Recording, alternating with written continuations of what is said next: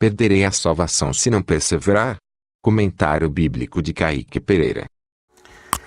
Atente bem para a sua própria vida e para a doutrina, perseverando nesses deveres, pois agindo assim, você salvará tanto a si mesmo quanto aos que te ouvem.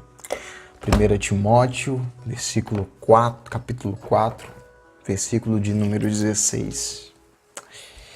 Essa é uma passagem que geralmente dá um entendimento que necessitamos perseverar. Perseverar para mantermos a salvação. Quando eu era bastante leigo a respeito das Escrituras, assim, quando eu aceitei Cristo, eu não aceitei Cristo, assim, quando eu tive certeza que Cristo me salvou e que somente por meio de Cristo eu poderia ser salvo,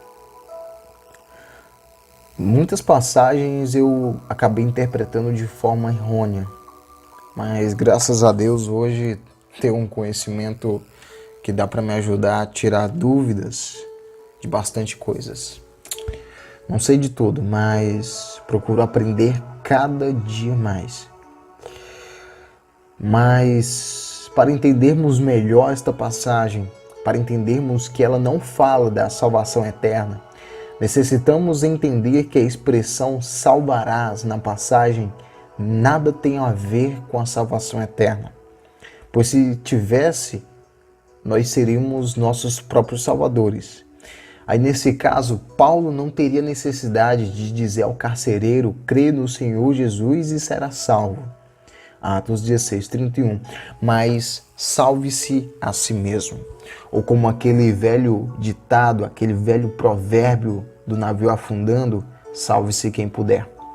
Mas o problema é que ninguém, escute bem, ninguém pode salvar-se a si mesmo.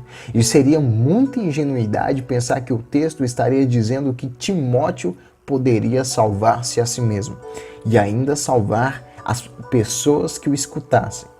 Isso faria de Timóteo um salvador de si e de outros.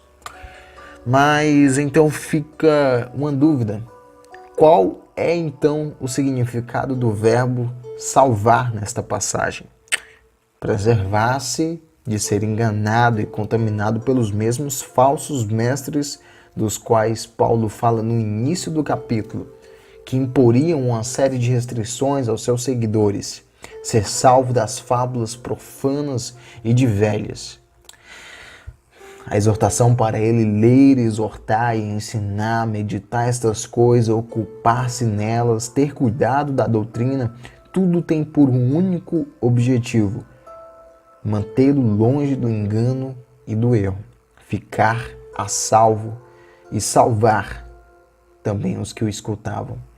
Ao mesmo Timóteo, ele escreve em outra parte que ele e Timóteo já tinham sido salvos, e não foi por ocasião de obras ou perseverança.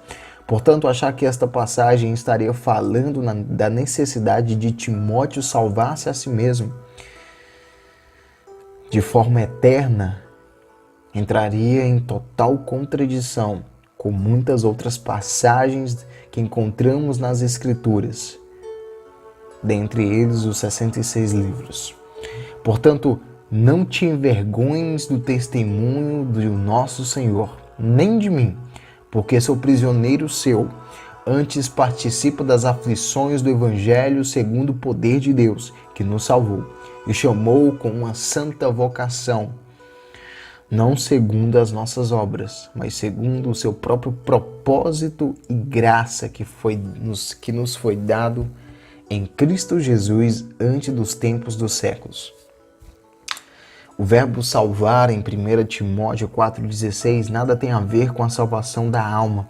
O capítulo começou com a descrição dos falsos mestres que estavam causando problemas entre o povo de Deus. Paulo está dizendo a Timóteo que pela fiel aderência a uma vida piedosa e à palavra de Deus, ele iria estar a salvo desses falsos ensinos e também iria livrar seus ouvintes. Antes que você possa argumentar ou vier à sua mente a passagem de Mateus 24:13 que diz: aquele que perseverar até o fim será salvo. Mas eu posso argumentar com total certeza e sem sombra de dúvida e uma grande convicção que esta passagem também não está falando da salvação eterna da alma por perseverança, mas sim da salvação da vida terrena. O contexto todo é sobre o remanescente judeu que atravessará a grande tribulação, da qual só sairão salvos, isto é, sem perderem a vida natural. Aqueles que perseverarem. A continuação do texto deixa bastante claro que é da salvação da carne e do corpo que a passagem está falando.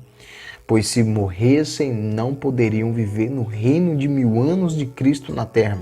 E se aqueles dias não fossem abreviados, nenhuma carne se salvaria. Mas por causa dos escolhidos, serão abreviados aqueles dias. Mateus 24, versículo de número 22.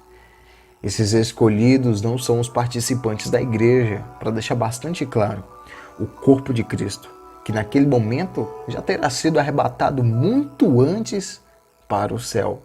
E sim, os judeus aos quais foi prometido uma terra que mana leite e mel, eles habitarão nela, no reino de Cristo, que irá durar 1000 anos.